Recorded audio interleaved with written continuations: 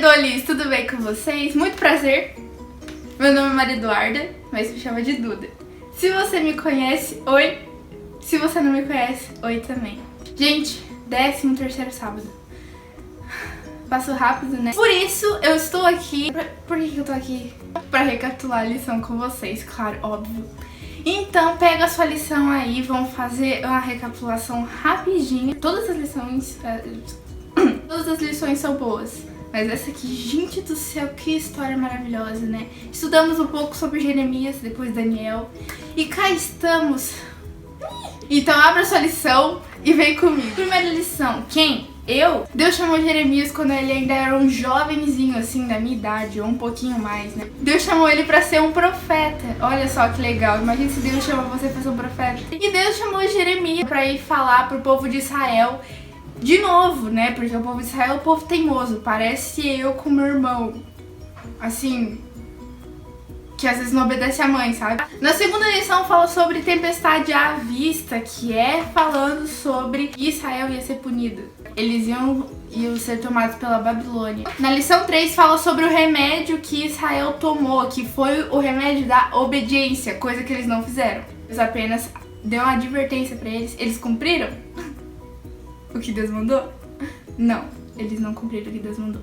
Na lição 4 fala sobre cercado e dominado, ou seja, Israel foi tomado por Babilônia. Foram levados cativos e ficaram lá por 70 anos. Que maravilha. Na lição 5 já começa a falar sobre Daniel e seus amigos que estavam na corte do rei e resolveram não comer das suas iguarias. Eles comeram só frutas e tomaram água, pediram esse teste por 10 dias para serem comparados, né, com os outros sábios do reino. E mais tarde eles foram dados como mais bonitos fisicamente, mais fortes, muito mais inteligentes. E os outros sábios mais fracos, menos inteligentes e menos bonitos fisicamente. Na lição 6 fala sobre que Deus concedeu um sonho a Nabucodonosor. Sim, aquele sonho que ele teve sobre a estátua. E Nabucodonosor ficou preocupado porque ele não sabia o que aquele sonho significava. E o que aconteceu?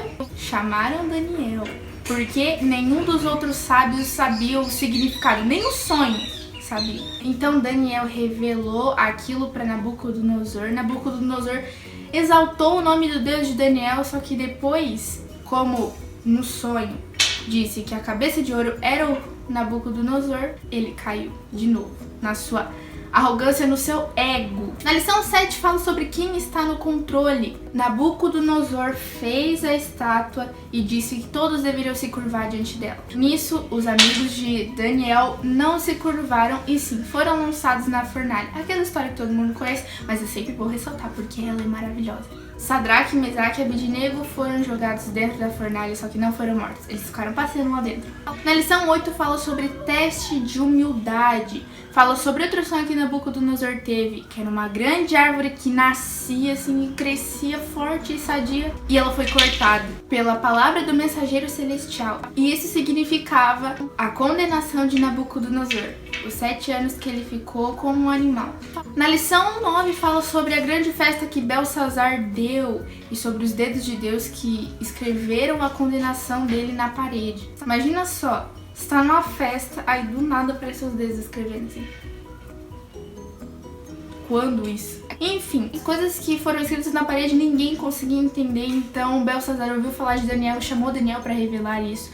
Já com as experiências passadas, né, como não chamar Daniel. Então Daniel revelou o que estava escrito na parede. E Belsazar morreu no mesmo dia, porque aquelas palavras eram a condenação dele. E sim, Babilônia foi tomada pelo reino dos Medos e Persas. Já na lição 10 fala que o Dário se tornou o rei da Babilônia, que fazia parte do reino dos Medos e Persas. E nisso houve um decreto que todo mundo que clamasse algo que não fosse para Dário seria condenado a alguma coisa.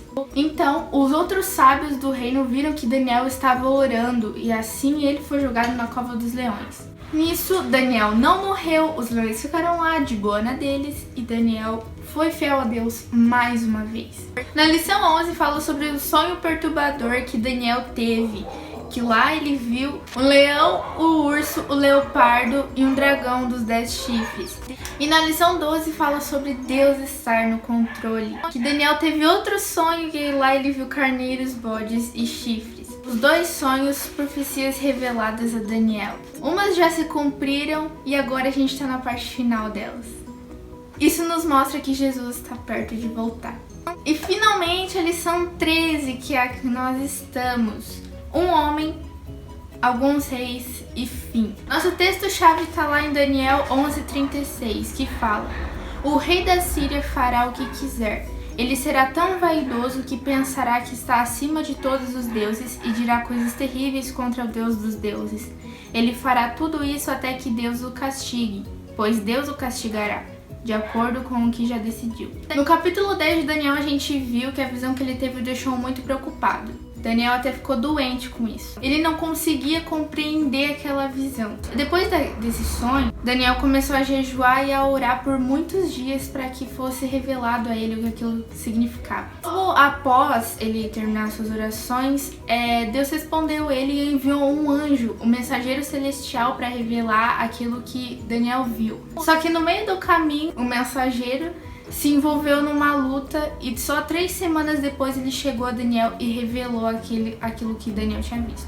No capítulo 11 de Daniel, o anjo começa a explicar tudo aquilo que ele viu. E finalmente no capítulo 12 é falado a Daniel que Miguel apareceria. Haveria um grande tempo de angústia na terra, mas o povo de Deus, cujos nomes estão escritos no livro da vida, seria libertado. Ali em Daniel 10, dos versos 7 a 21, tem mais um sonho que Daniel teve. Era mais uma profecia. E às vezes, tanto a gente quanto eles naquela época, era difícil de decifrar. E sozinhos a gente nunca entendeu o que as profecias querem dizer. Mas mesmo assim, Deus sempre nos revela aquilo que Ele quer dizer, sempre nos dá a interpretação daquilo que Ele quer falar, e essas palavras sempre são usadas para dizer como Deus quer se relacionar com a gente. Como já vimos anteriormente, algumas profecias que estão citadas no livro de Daniel, elas foram dadas para nos ajudar a relembrar algumas verdades. E não importa o que o homem faça, Deus sempre vai estar no controle, Ele sempre vai cumprir as suas promessas de salvação, e há apenas 2 tipos de pessoas: o povo de Deus e os inimigos de Deus. Nos últimos dias, as atividades desses 2 grupos determinarão em qual lado as pessoas vão estar. A profecia ainda está em andamento. Na verdade, ela já está caminhando para a reta final. Estamos vivendo o final das profecias. E lá em Amós 3:7 fala: certamente o Senhor, o soberano, não faz coisa alguma sem revelar o seu plano aos seus servos, os profetas. Lá em Isaías, uma profecia foi feita a respeito de Ciro, mais de 1 século antes do seu nascimento. Quando ele soube disso, ele se apressou a cumprir o que aquela profecia dizia. E ele permitiu que o povo judeu voltasse para Jerusalém. A visão relatada no capítulo 10 e no capítulo 11, no livro de Daniel, descreve mais completamente a visão do capítulo 8. No período dos 21 dias em que Daniel estava suplicando a Deus, foi o tempo em que Gabriel se empenhou na luta contra o poder das trevas para que Ciro tivesse um veredito favorável aos judeus. Foi uma batalha entre o bem e o mal pelo controle da mente de Ciro. Miguel é o nome usado para Cristo sempre que ele está em conflito direto com Satanás. Ele clamará a mim e eu lhe darei resposta, e na adversidade estarei com ele. Vou livrá-lo e cobri-lo de honra. Salmos 91:15.